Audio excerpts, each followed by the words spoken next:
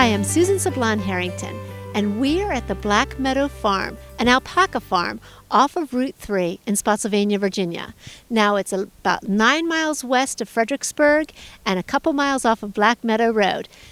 Today we're going to be experiencing a once-a-year event, the shearing of alpacas. And Renee and Barry, Gail Campbell, and some of their friends are going to show us about alpacas and about the shearing process and what it means to be an alpaca farmer. So let's go down to the barns and we'll see what's going on.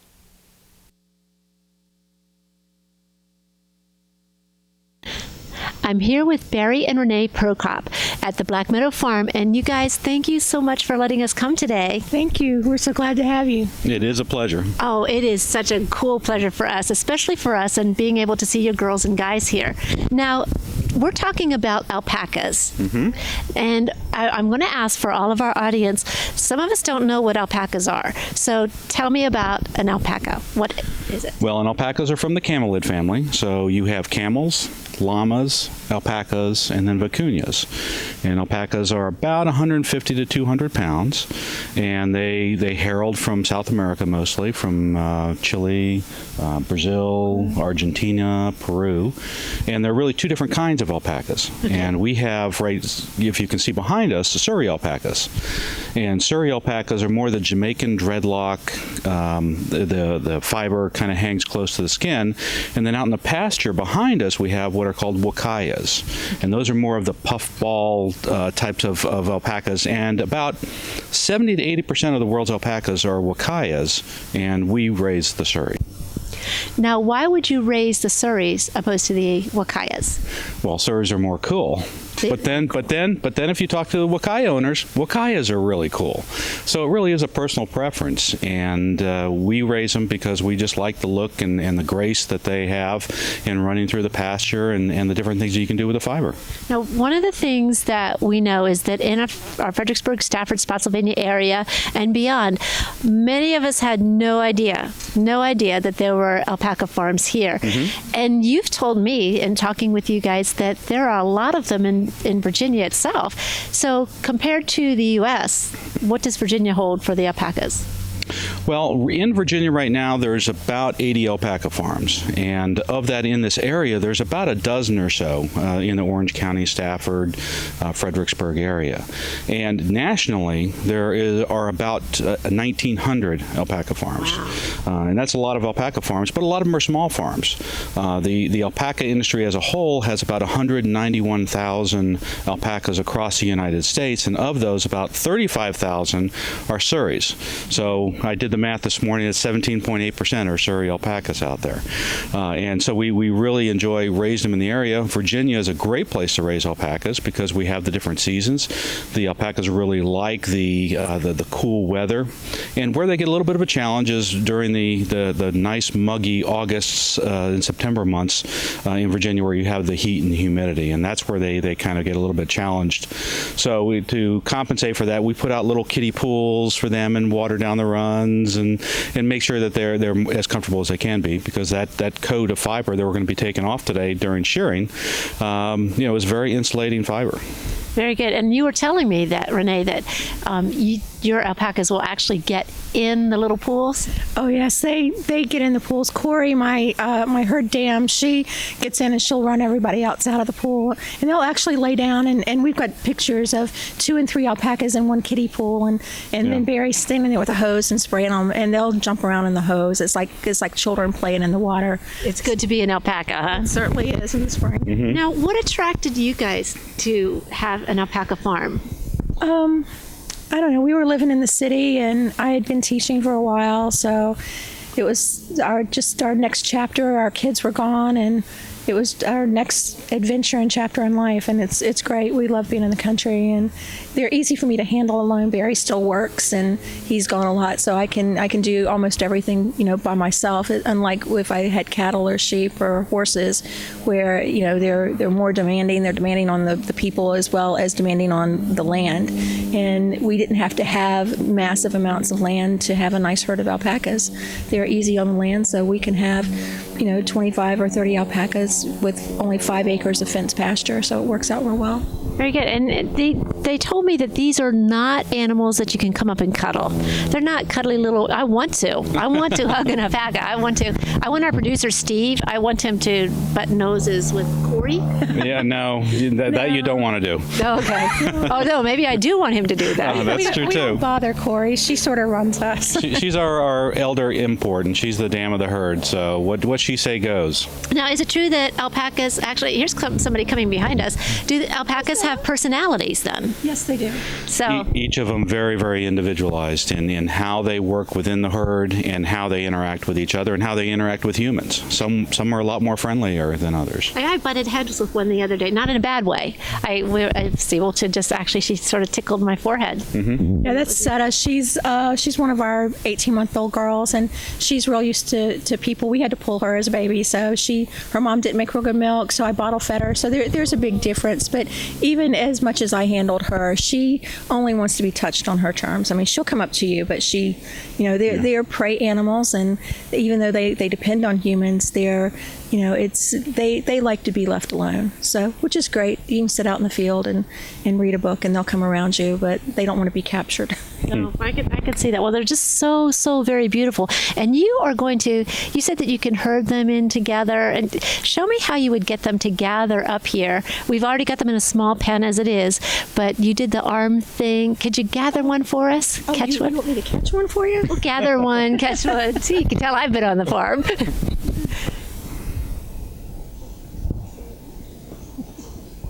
Well, you had to pick Bobby Socks. This is Bobby. Her baby's here. All right, this is Bobby Socks, you said? Yeah, and this is Bobby, and she's 3 years old. And Hi, Bobby. the little pinto boy there is her baby, and he's 6 months old. And Bobby's pregnant again. Oh. Mm-hmm. And you said that they're pregnant for about 11 months? 11 and a half months. 11 and a half months. Oh, my goodness. So, ladies and gentlemen, we are on location out in Spotsylvania, Virginia, 9 miles west of the big city of the Spotsylvania Mall area, I guess. Yep. And we're in Fredericksburg, Central Park. 9 miles west of that, and then just a little bit farther, we're at the Black Meadow Farm with Barry and Renee Prokop and all of their wonderful Surrey alpacas and some friends Wakaya alpacas. We'll be back with more of On Location after this. Stay tuned.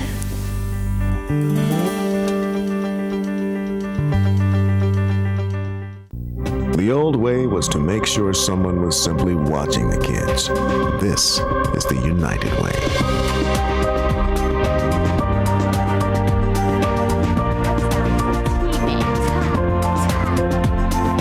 Right here in our community, United Way is changing the way, from quick fixes to real lasting change. That's what matters. That's United Way. To find out how you can help, visit unitedway.org. The Friends of the Rappahannock work to keep the Rappahannock River clean and scenic for our uses today and for the generations that follow. But protecting a river takes many voices. Join us today and help make a difference for our river and our community. I love the Rappahannock and its waters running free. In the rapids of this river, that's where I want to be.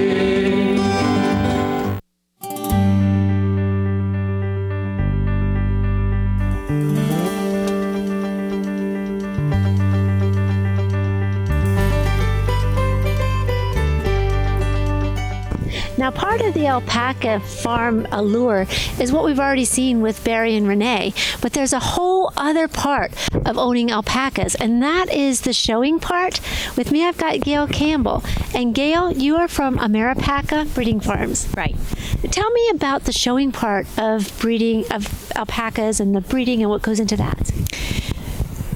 It's very similar to a dog show. They're on lead and halter just like they are here, and then they're paraded really around a ring, and the judge stands and watches how they walk and to check out their conformation, and then they examine each animal individually to check the bite and the fleece and all the ears, the eyes, to make sure everything is the way it should be. And you have prize alpacas here. Yes. Well, actually, this one here has been shown before. He's taken numerous championships. This will be actually his 5th time being shorn. So some of these are his offspring. This one is his. These 3 here are all out of him. So it's called a get of sire when you have multiple animals out of a single male being shown in a class. So when they're judged, it's 50% conformation and 50% fleece. Very good. Well, I am so excited we get to see these guys being shorn today, too. And if you guys would like to step down with me towards the barn, we're going to watch a real alpaca event today at the Black Meadow Farms. There is so much that goes on shearing day. A lot of things behind the scene that happen just to prepare to get the alpacas their first haircuts or their haircuts. And with me, I've got Erica Rogers and Madison Rogers. Now, Erica, you're going to tell me a little bit about what we're going to see with the shearing. We're going to be bringing the animals out from light to dark because we don't want to contaminate the white fiber. And so we're going to bring them out one by one. We'll have 2 different stations set up here. The shearers, they're going to be stringing up all kinds of rigging from all sorts of different poles everywhere. And as soon as the animal comes out onto the mat, they'll get little ropes around their feet, and they're going to be stretched out really tight, straight on the ground. And it's for their safety so that they don't get caught up in any of the rigging that's there, and so that they can get a nice clean haircut without getting hurt. And you said that sometimes they make a wee bit of noise? They do sometimes scream, and it can sound like they're, dying there, but it's just because they're really scared. There's a lot of commotion going on today, and they really just think the barbecue sauce is coming out. No eating alpacas. That's wonderful. And your shearers are you're from a neighboring farm. We are. And you have how many alpacas? We have 10. And how many are yours? 2. 2 alpacas. And what does it take for you to raise alpacas? Well, you have to really train them, and is it a lot of work? yes, it's a lot of work. And on shearing day, when you see your alpacas shorn, then you will use your fibers to go with other things too to make products, or? We do. We'll collect them individually. That way, if we want to be able to make just a scarf from her alpaca, then we will have all of her fibers separated out and be able to turn that into yarn and fix her up a scarf all of her own. Very good. And when the fleece, it's fleece until it comes off of them, and then it's fiber. Yes. Correct. Okay. Now this is going to come off in layers as the shearers. You don't put all of it together? It depends on the kind of alpaca. There are 2 different kinds. There's a Surrey and there's a Wakaya. Surrey have long dreadlock type fiber, and that when it's cut off fairly similar to hair is, to where it won't be a big clump. They'll go around the body in a circular motion. With the Wakaya, they're a bit fluffier, and so as it comes off, it's almost like sheep's wool that comes off all in one big layer. Very good. And then it's separated, and they will cut the body around the barrel first, and those are called the firsts, and then they'll go up the neck and the legs, and those are the seconds, and then there's any trash fiber that's left over that's called thirds. And trash fiber is from the bottom of the legs, anything around the head area that really it can't be turned into anything productive except for maybe fiber fill for a pillow or something. Very good. I'd love to have an alpaca fiber fill because this is as soft as velvet. It is so wonderful. Well, thank you so much for sharing that information with me and you. And the shearing is absolutely going to be amazing, isn't it? Yes. Okay. One of the shearers who comes to the Black Meadow Farm is Darren Kennedy. And Darren, you are from? New Zealand. New Zealand. I'm asking you only one question. Why is it that you do this? You can tell you love it. Why is it you do it? The money. The money. And there you have it. Any job where your head's lower than your bottom all day, it's for the money. And that's Darren from New Zealand.